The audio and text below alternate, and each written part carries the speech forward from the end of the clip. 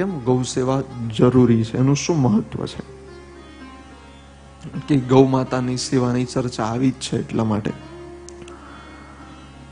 દરેકનું કોઈ પણ વ્યક્તિનો જન્મ થાય તો ગોપુત્ર રૂપમાં એને માનવામાં આવે છે. એટલા માટે એનું એક વિશિષ્ટ ગોત્ર હોય છે.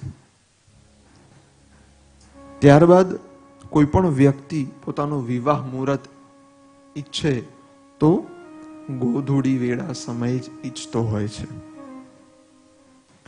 ગૌમાતા જે જગ્યાએ નિવાસ કરે કે શાંતિથી ઊભા રહે, પ્રસન્ન રહે, થોડું વિચરણ કરે, તે સ્થાનના વાસ્તુ દોષો જેટલા પણ નડતા હોય તે બધા પણ દૂર થઈ જાય છે. એટલા માટે ગૌમાતાને પોતાના સ્થાનમાં બિરાજિત કરવા જરૂરી છે. જે જગ્યાએ ગૌમાતાને પ્રસન્ન રાખવામાં આવે તે જગ્યાએ દેવો પણ પુષ્પોથી વર્ષા કરે છે. ત્યારબાદ ગૌમાતાની સેવા કરવાથી બીજું શું થાય?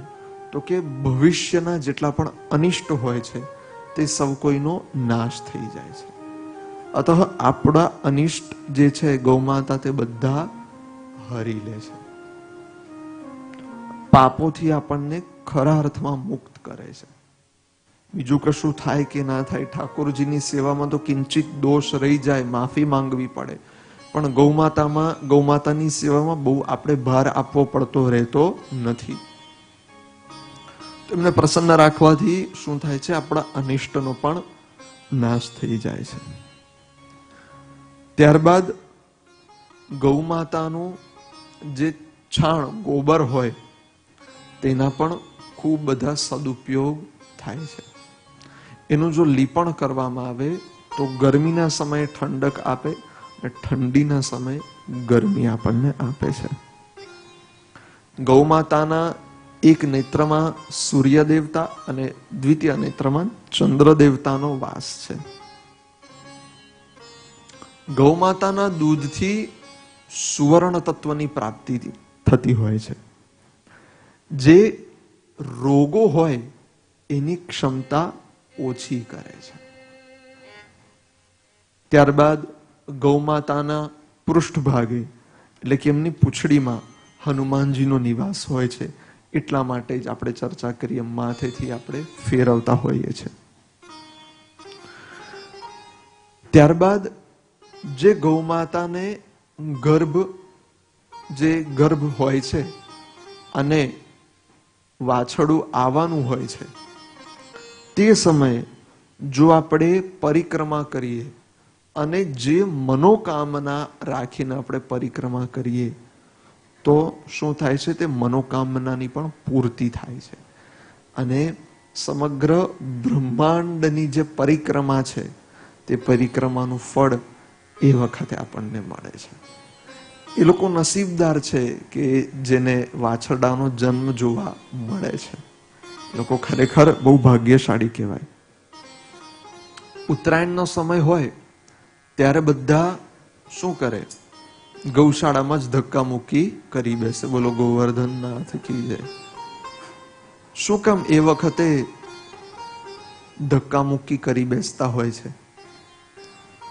એનું એક કારણ છે કે ઉત્તરાયણનો સમય એટલો શુભ છે કે એ સમયે 33 કરોડ દેવતાઓને ખવડાવવાનું નિવેદન આપણા શાસ્ત્રોમાં કરવામાં આવેલું છે. 33 કરોડ દેવતા કોનામાં નિવાસ કરે છે? ગૌમાતામાં. એટલા માટે ઉત્તરાયણના સમયે આપણે ગૌમાતાને ખવડાવતા હોઈએ છીએ. ગ્રહ દશાની તો ચર્ચા કરી જ કે રાહુ, કેતુ, શનિ, સાથે સાથે ભૈરવ દેવતા, રક્ષા ભૈરવ દેવતા કરે તો ભૈરવ દેવતા હોય એમને પણ પ્રસન્ન કરવાના રહી જાય કે સદાશિવ ભગવાન એમનો પણ નિવાસ ગૌમાતામાં છે. એ પણ એક સ્થાનમાં ગૌમાતાનું આખું વિશેષ ચિત્ર જો તો એક બાજુ ઇન્દ્ર, બૃહસ્પતિ, સપ્તર્ષિઓ, કોઈક સ્થાનમાં રાહુ, કોઈક સ્થાનમાં કેતુ, કોઈક સ્થાનમાં ભૈરવ, કોઈક સ્થાનમાં સદાશિવ, એ રીતના નિવાસ કરેલા હોય છે તે બધાએ. તો એમને ખવડાવવાથી શું થાય? ગ્રહ પીડાઓ તો દૂર થાય જ થાય, પણ ભૈરવ દેવતાને પણ પ્રસન્ન ના કરવા પડે, એ આપમેળે પ્રસન્ન થઈ જાય છે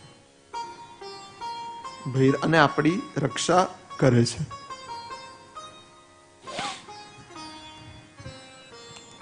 ત્યારબાદ દેવી દેવતાઓ અલગ અલગ સ્વરૂપે શું કામ આ પૃથ્વી પર અવતાર ધારણ કરે છે?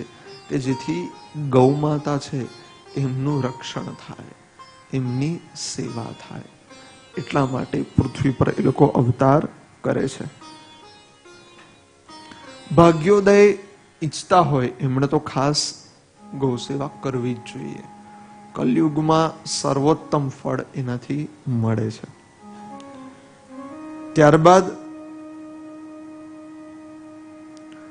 શત્રુઓથી પણ જે ત્રાસિત હોય એમણે પણ ગૌ માતાની નિત્ય પૂજા સેવા કે આરતી જે થઈ શકે કરવા જોઈએ. ગૌ માતાને પ્રસન્ન રાખવા જોઈએ.